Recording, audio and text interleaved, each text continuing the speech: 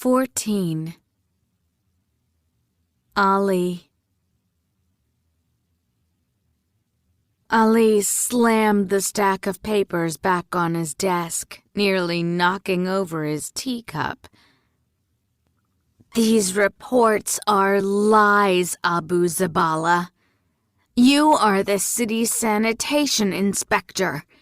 Explain to me why the Deva quarter all but sparkles, while a man in the Sahrain district was crushed the other day by a collapsing pile of garbage.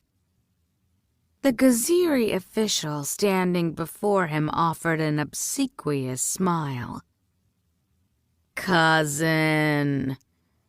I am not your cousin. Not technically true, but sharing a great-great-grandfather with the king had gotten Abu Zabala his position. It wasn't going to let him squirm out of answering the question. Prince, Abu Zabala graciously corrected.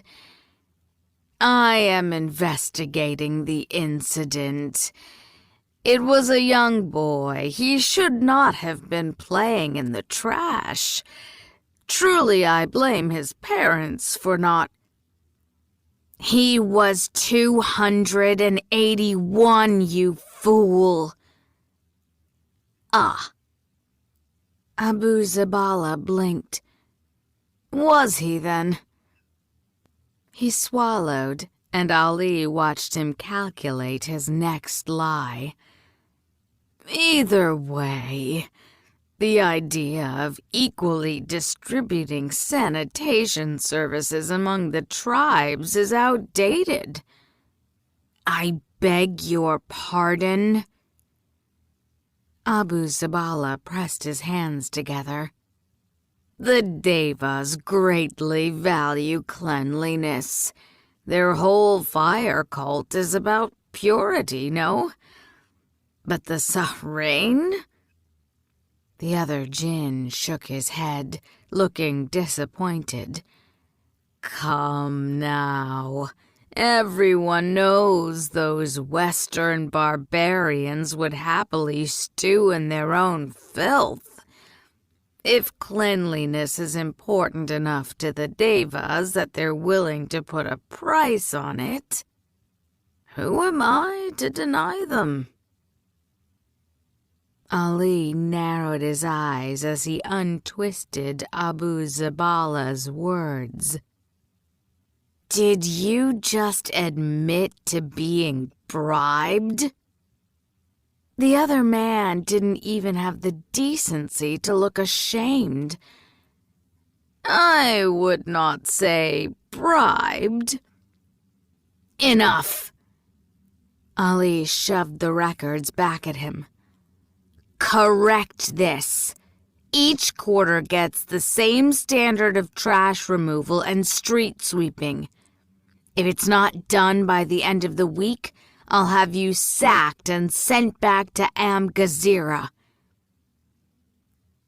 Abu Zabala started to protest, but Ali raised his hand so abruptly the other man flinched.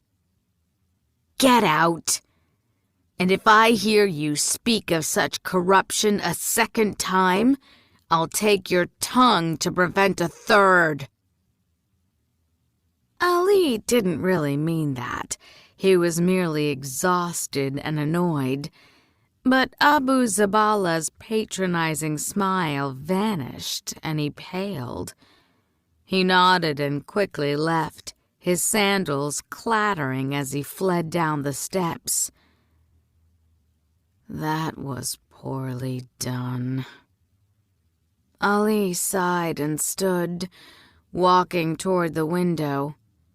But he didn't have the patience for a man like Abu Zabala. Not after last night. A single ferry pushed over the calm water of the distant lake, bright sunlight reflecting on its black and gold hull. It was a beautiful day to sail, Whoever was on the ferry should count themselves lucky, he thought.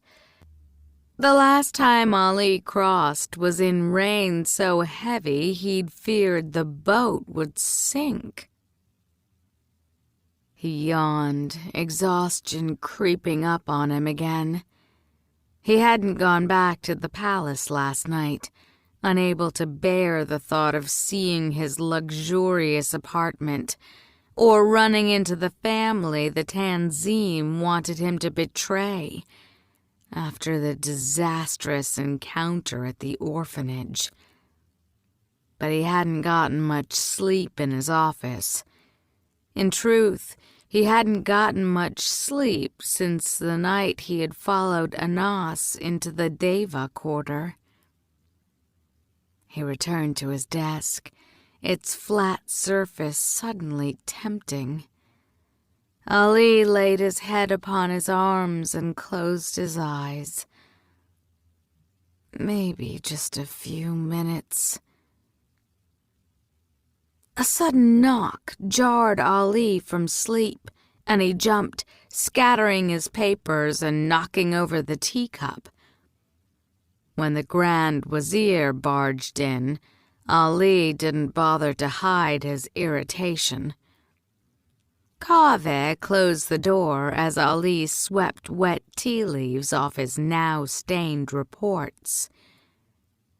"Hard at work, my prince?" Ali glared at him. "What do you want, Kaveh?"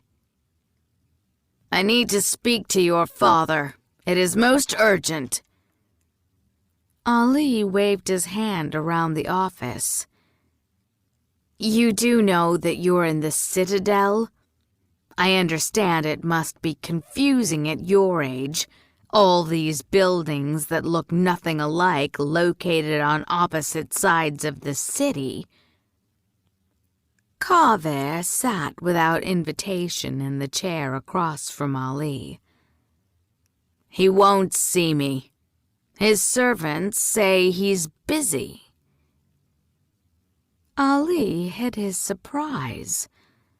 Kaveh was a deeply annoying man, but his position was one which usually granted access to the king, especially if the matter was urgent.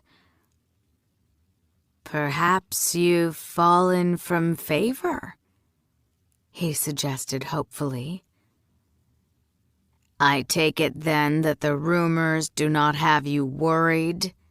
Kaveh asked, pointedly ignoring Ali's response. "The gossip in the bazaar about a Deva girl who supposedly converted to your faith to elope with a jinn man? People say her family stole her back last night and are hiding her in our quarter." "Ah." Ali reconsidered Kaveh's concern. There wasn't much that sparked more tension in their world than conversions and intermarriage, and unfortunately the situation the Wazir just laid out was fuel for a riot. Daevabad's law provided absolute protection to converts. Under no circumstances were their Deva families allowed to harass or detain them. Ali saw no problem with this.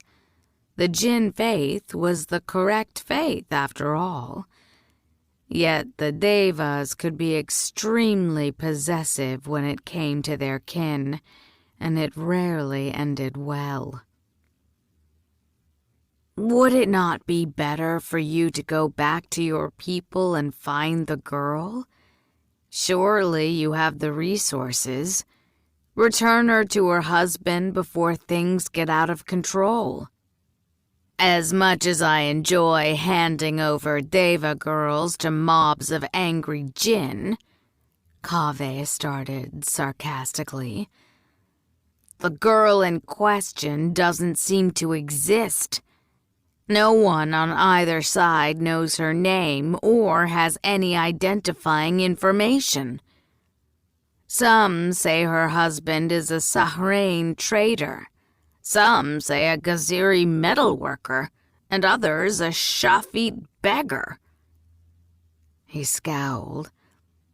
If she were real, I would know. Ali narrowed his eyes.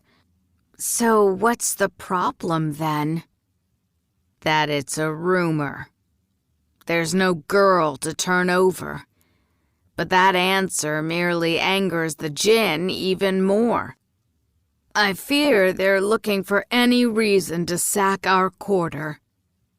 And who is they, Grand Wazir? Who would be foolish enough to attack the Deva quarter? Kaveh raised his chin. Perhaps the men who helped Anas Bhat murder 2 of my tribesmen. The men I believe you were tasked with finding and arresting. It took every bit of self-control Ali had not to flinch. He cleared his throat. I doubt a few fugitives already on the run from the royal guard would be interested in attracting such attention. Kaveh held his stare a moment longer. Perhaps. He sighed. Prince Alizaid, I'm simply telling you what I've heard. I know you and I have our differences, but I beg that you set them aside for a moment. He pursed his lips. There's something about this that has me truly worried. The honesty in Kaveh's voice struck him. What would you have me do? Put a curfew in place and double the guard at our tribal gate. Ali's eyes went wide. You know I cannot do that without the king's permission. It would cause panic in the streets. Well, you must do something, Kaveh insisted. You're the Qa'ed. The city's safety is your responsibility. Ali rose from his desk. Kaveh was probably being ridiculous, but on the very, very slim chance this rumor had a grain of truth, he did want to do what he could to avoid a riot, and that meant going to his father. Let's go, he said, beckoning Kaveh along. I'm his son. He'll see me. The king can't see you right now, my prince. Ali's cheeks grew hot as the guard politely denied him. Kaveh coughed into his hand in a poor effort to hide his laugh. Ali stared at the wooden door, embarrassed and annoyed. His father wouldn't see the Grand Wazir, and now was too busy for his Qa'ed? This is ridiculous. Ali barged past the guard and shoved the door open. He didn't care what sort of dalliance he was interrupting. But the scene that met his eyes was not the flirtatious pack of concubines he expected, but rather a small group of men huddled around his father's desk.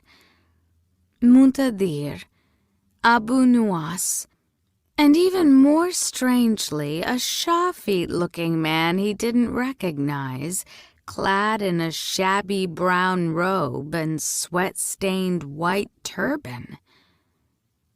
The king glanced up, clearly surprised. Alizaid, you're early. Early for what?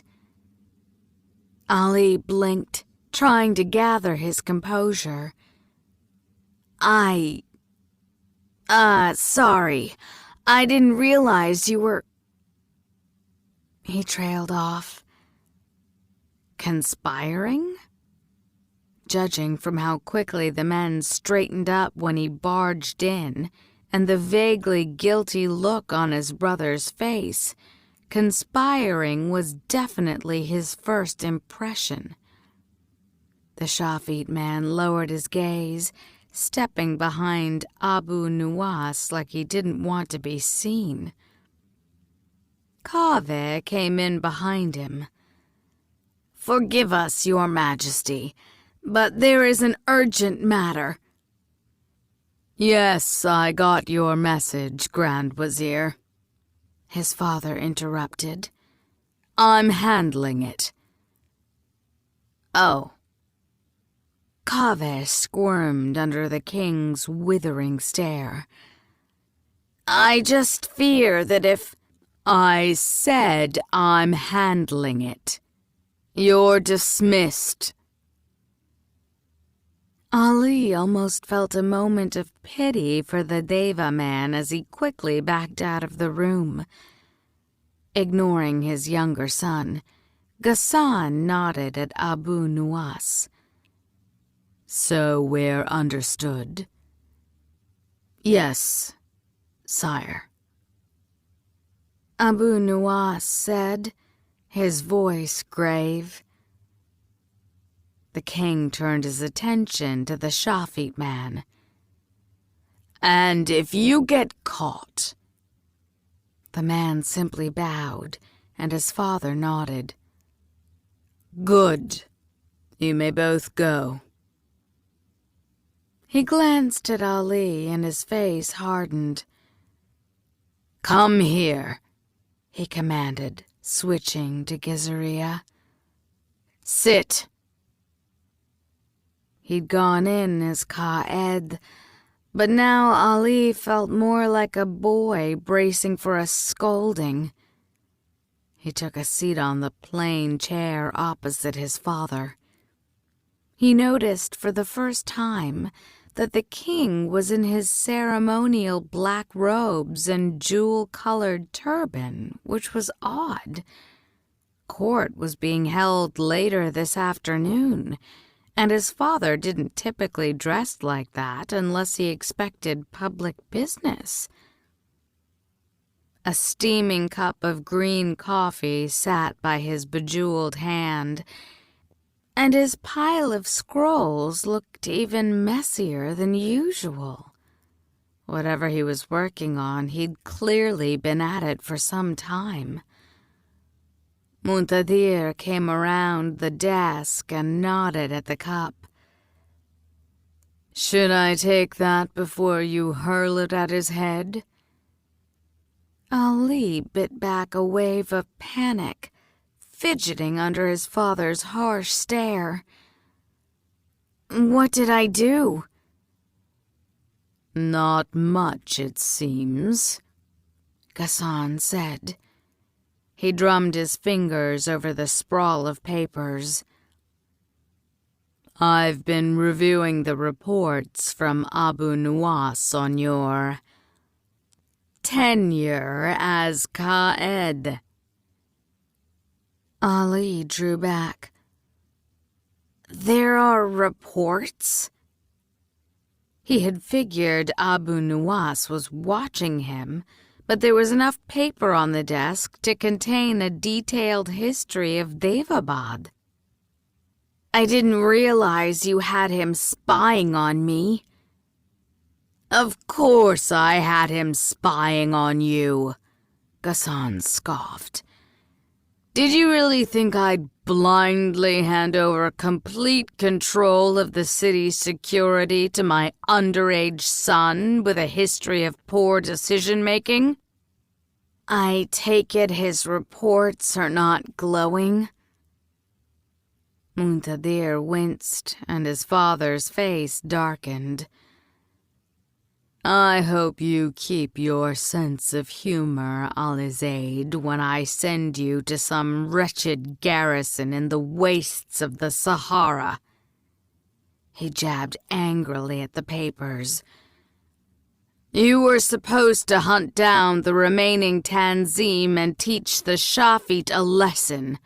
Yet our jail is mostly empty, and I see no evidence of increased arrests or evictions. What happened to the new ordinances on the Shafit? Should not half of them be out on the street? So Rashid had been correct last night in saying Ghassan would soon realize Ali wasn't putting the new laws in place. Ali fought for words. Is it not a good thing for our jail to be empty? There has been no mass violence since Anas's execution, no increase in crime. I cannot arrest people for things they don't do. Then you should have drawn them out. I told you I wanted them gone. You are Qa'ed. It's your responsibility to figure out how to accomplish my orders. By inventing charges? Yes, Ghassan said vehemently. If that is what's needed. Besides, Abu Nuwas says there have been several instances of purebloods having their foster children kidnapped in the past few weeks. Could you not have followed up on that? Foster children? Is that what they called them? Ali gave his father an incredulous look. You realize the people who make those complaints are slavers, yes? They kidnap these children from their parents in order to sell them to the highest bidder. Ali started to rise from his seat. Sit down, his father snapped. And don't spout that Shafit propaganda at me. People give up children all the time. And if these so-called slavers of yours have their paperwork in order, then as far as both you and I are concerned, they fall within the law. But Abba... His father slammed his fist onto the desk so hard the scrolls jumped. An inkwell fell, smashing to the floor. Enough. I've already told Abu Nuwas that such transactions can now be done in the bazaar if it will make things safer. When Ali opened his mouth, his father held up his hand. Don't, he warned. If you say another word on the matter, I swear I'll have you stripped of your titles and sent back to Amgazira for the rest of your first century. He shook his head. I was willing to give you a chance to prove your loyalty, Ali Zaid, but... Muntadir swept between them and spoke for the first time. It is not yet at that point, Abba, he said cryptically. Let us see what the day brings. That is what we decided, yes? He ignored Ali's questioning look. But perhaps when Wajed returns, Ali should go to Amgazira. He is not even at his quarter century yet. Give him a garrison back home and let him get seasoned for a few decades among our own people, in a place where he can do less damage. That's not necessary. Ali's face grew hot, but his father was already nodding in agreement. It is something to consider, yes. But things will not continue like this until Wajed's return. After today, you will have excuse enough to crack down on the Shafit. What? Ali sat up straight. Why? A shrill bird cry from outside the window interrupted them, and then a gray hawk neatly swept through the stone frame, tumbling to the floor in the form of a Gaziri soldier, his uniform perfectly pressed. He fell into a bow as smoky feathers melted back into his skin. A scout, Ali recognized, one of the shapeshifters that regularly patrolled both the city and the surrounding lands.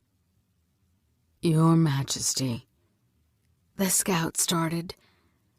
Forgive my intrusion, but I have news I thought urgent. Ghassan frowned impatiently when the scout fell silent. Which is? There's a Deva slave crossing the lake with an off-sheen mark on his face. His father's scowl deepened. And I have Deva men going mad, painting themselves up in off-sheen marks and running half-naked through the streets at least once a decade. That he's a slave only explains his lunacy. The scout persisted. He did not seem mad, my king. A bit haggard, perhaps, but imposing. He looked like a warrior to me, and wore a dagger at his waist. Ghassan stared. Do you know when the last Afshin died, soldier? When the scout flushed, Ghassan continued. 1400 years ago. Slaves don't last that long. The Ifrit give them to the humans to cause chaos for a few centuries, and when they're driven thoroughly insane, dump them back on Daevabad's doorstep to scare us. He raised his brows. Rather effectively in your case. The scout dropped his gaze, stammering something unintelligible, but Ali noticed his brother suddenly frown. Abba? Muntadir started. You don't think... Ghassan threw him an exasperated glance. Did you not hear what I just said? Don't be ridiculous. He turned back to the scout. If it will console you both, follow him. Should he draw a bow and start scourging Shafit in the street, well, then I suppose the day will be more interesting. Go. The flustered scout bowed, feathers spouted over his arms, and he flew out the window, looking eager to escape. An off-sheen. Ghassan shook his head. Next, Suleiman himself will be appearing on my throne to lecture the masses. He waved a dismissive hand at his sons. You can go as well, though you're both confined to the palace for the rest of the day. What? Ali jumped to his feet. I'm acting Ka-Ed. There's a possible riot brewing in the streets, a crazed slave arriving, and you want to lock me in my room? The king lifted his dark brows. You won't be Ka-Ed for long if you keep questioning my orders. He inclined his head toward the door. Go. Muntadir grabbed Ali by the shoulders, literally turning him around and shoving him toward the exit.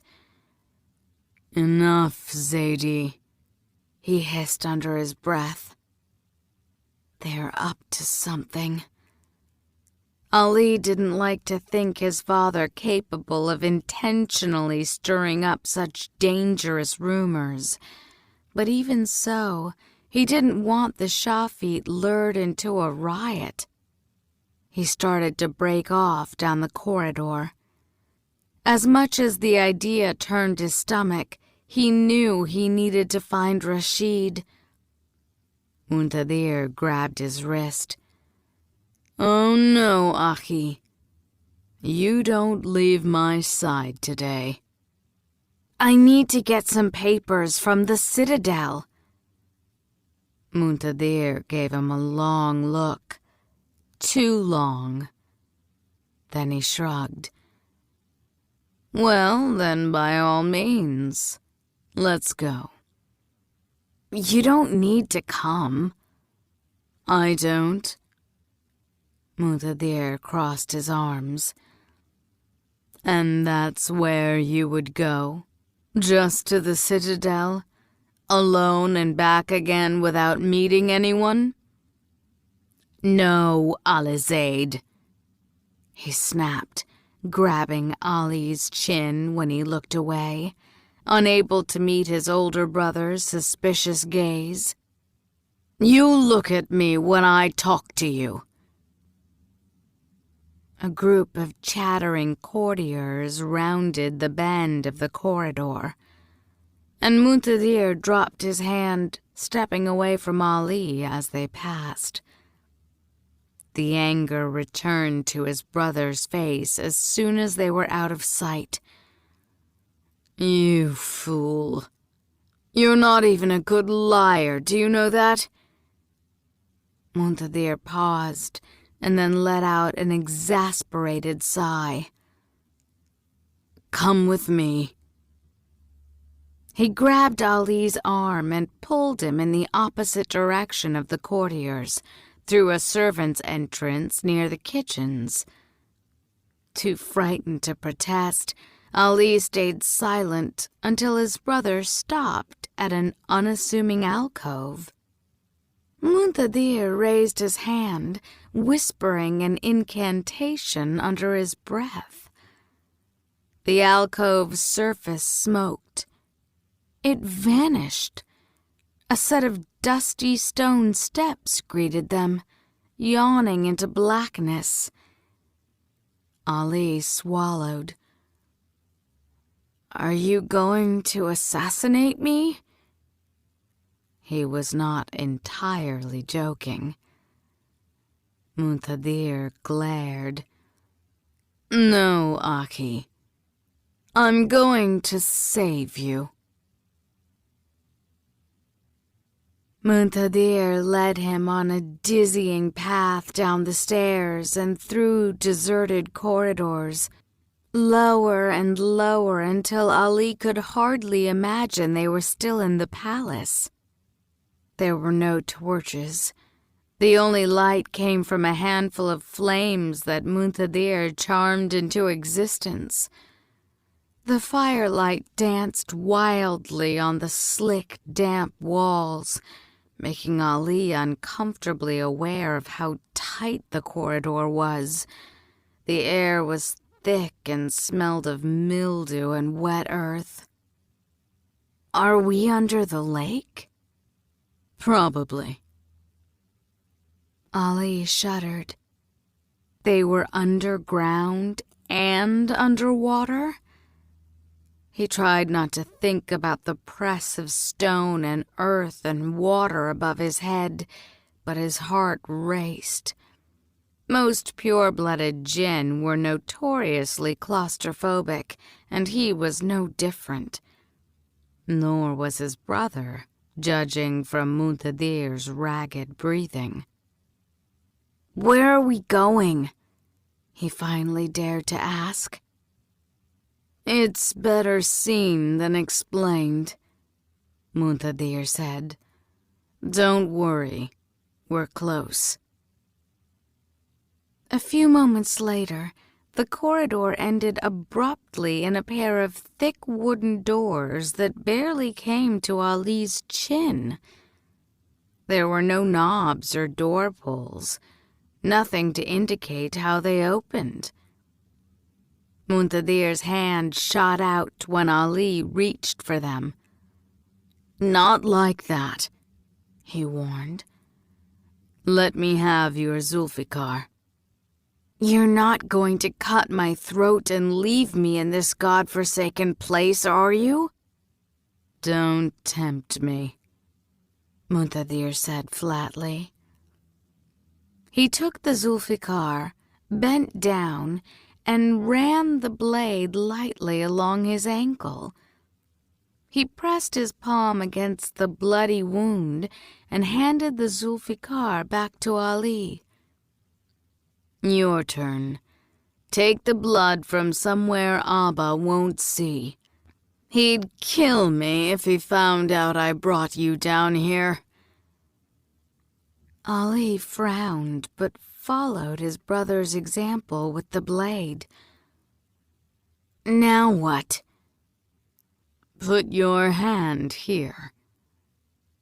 Muntadir gestured to a pair of grimy copper seals on the door, and they each pressed a bloody hand against a seal. The ancient doors opened with a whisper of dust into yawning blackness. His brother stepped through and raised his fistful of flames. Ali ducked under the low doorway and followed. Muntadir flung his hand out, scattering the flames to light the torches on the walls, illuminating a large cavern roughly hacked out of the city's bedrock. Ali covered his nose as he took another step on the soft, sandy ground. The cavern reeked, and as his eyes adjusted to the blackness, he stilled. The floor was covered with coffins. Scores, he realized, as Muntadir lit another torch.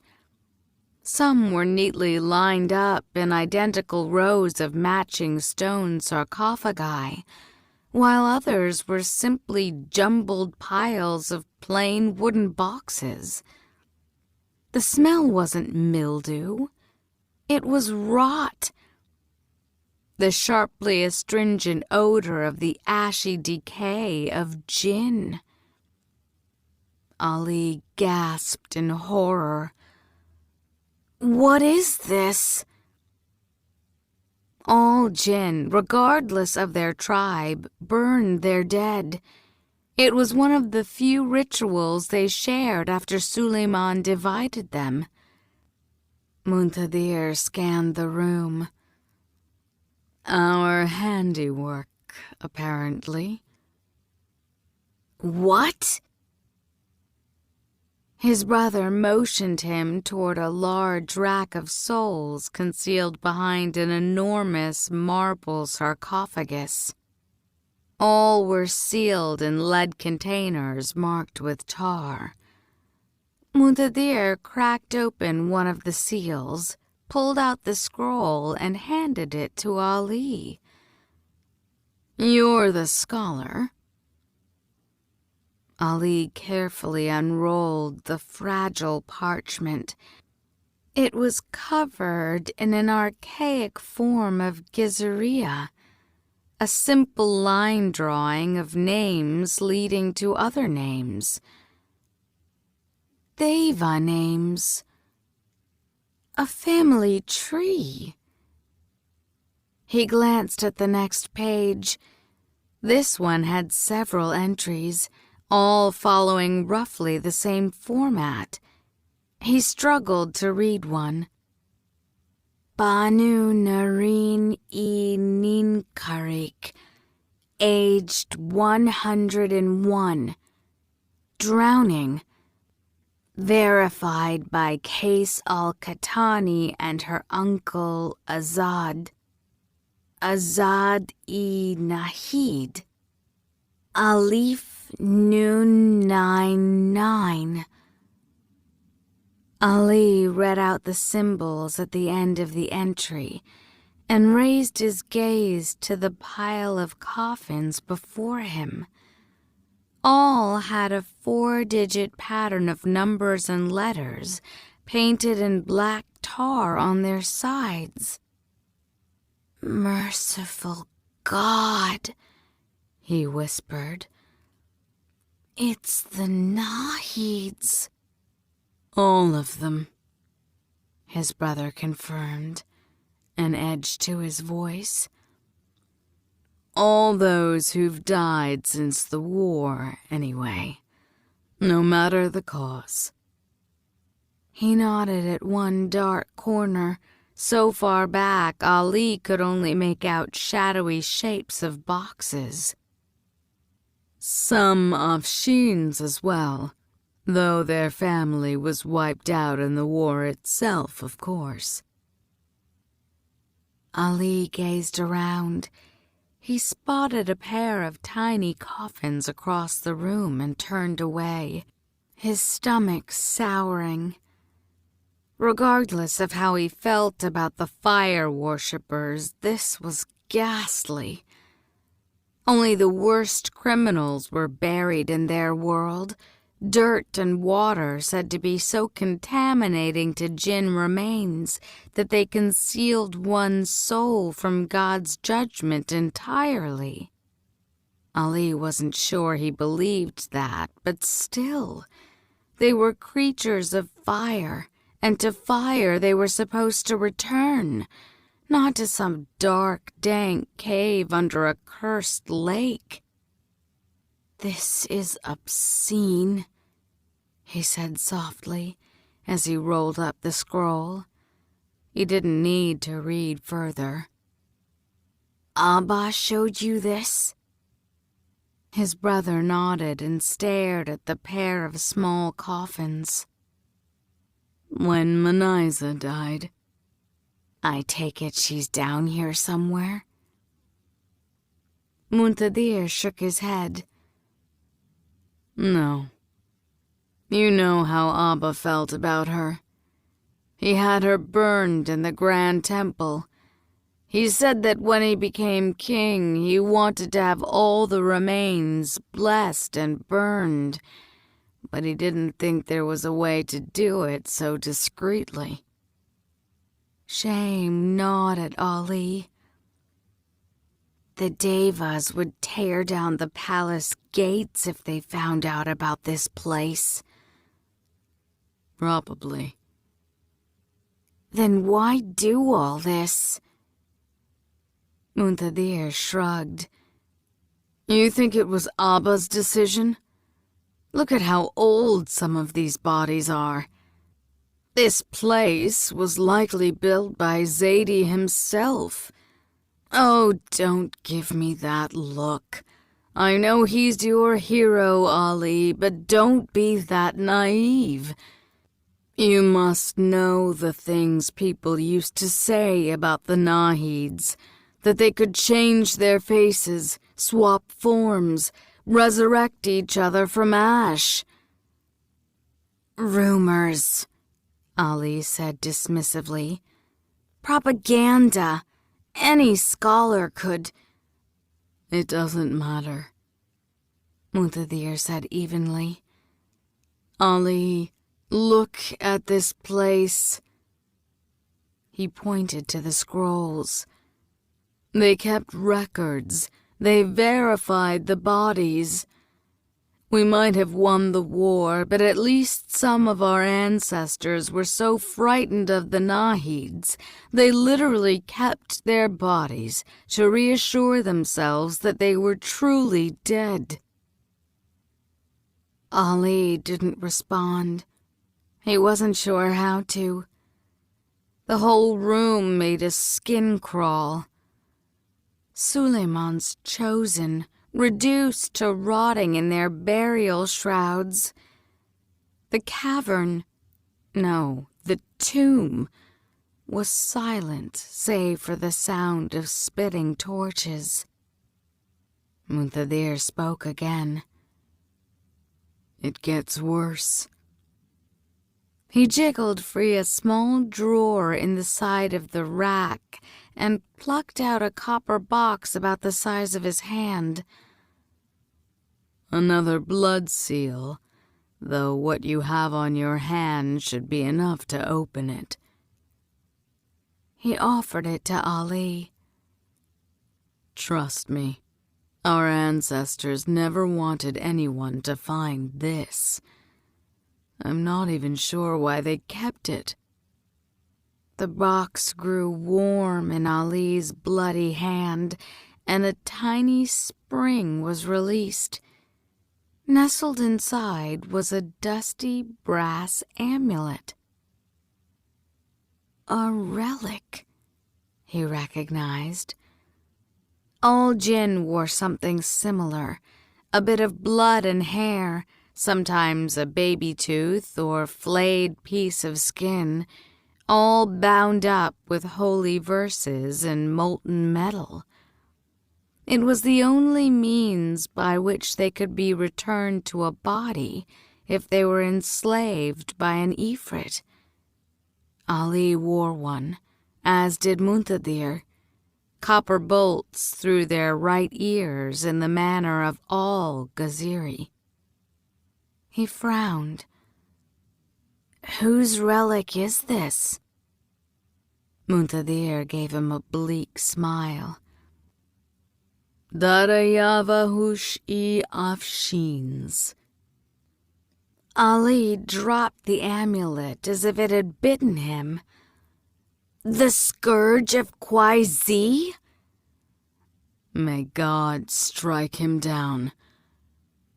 "We shouldn't have this," Ali insisted.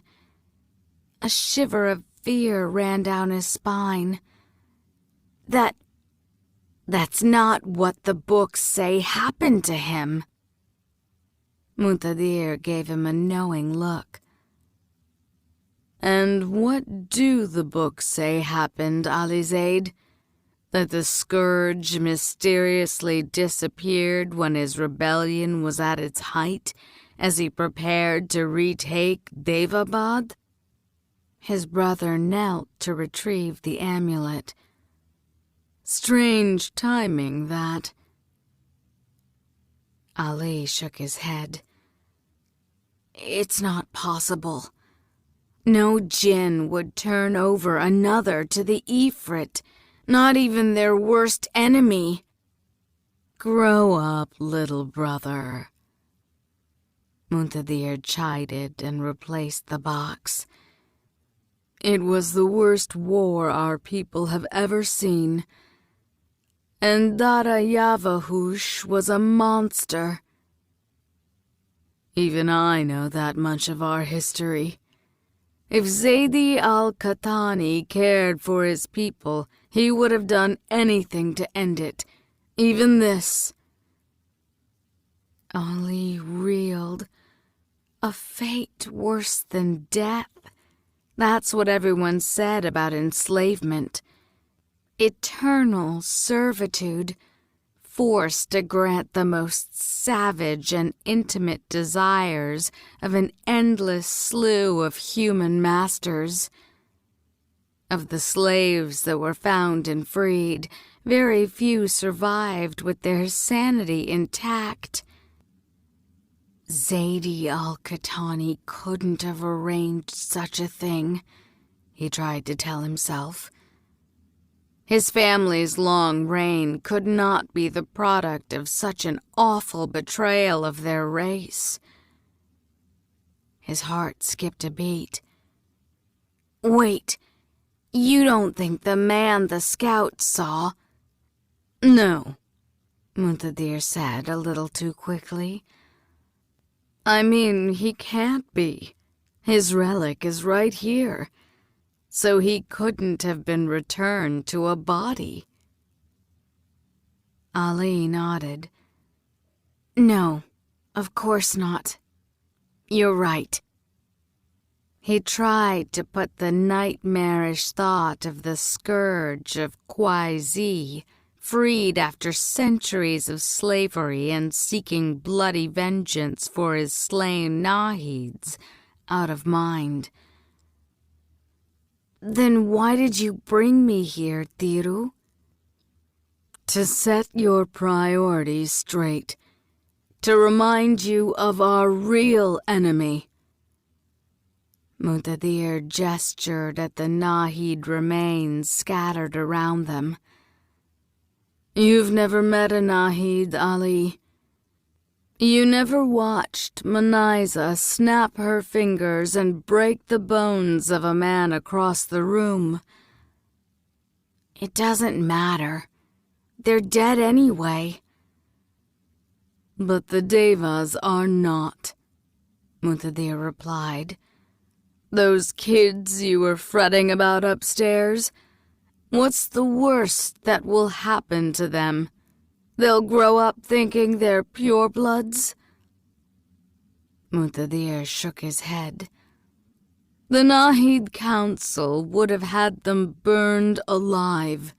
Hell, probably half the Devas still think that's a good idea. Abba walks the line between them. We are neutral. It's the only thing that's kept peace in the city. He lowered his voice. You are not neutral. People who think and talk the way you do are dangerous, and Abba does not suffer threats to his city lightly. Ali leaned against the stone sarcophagus, and then remembering what it contained, quickly straightened back up. What are you saying? His brother met his gaze.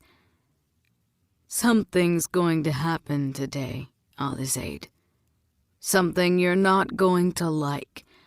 And I want you to promise me you're not going to do anything stupid in response. The deadly intent in Muntadir's voice took him aback. What's going to happen?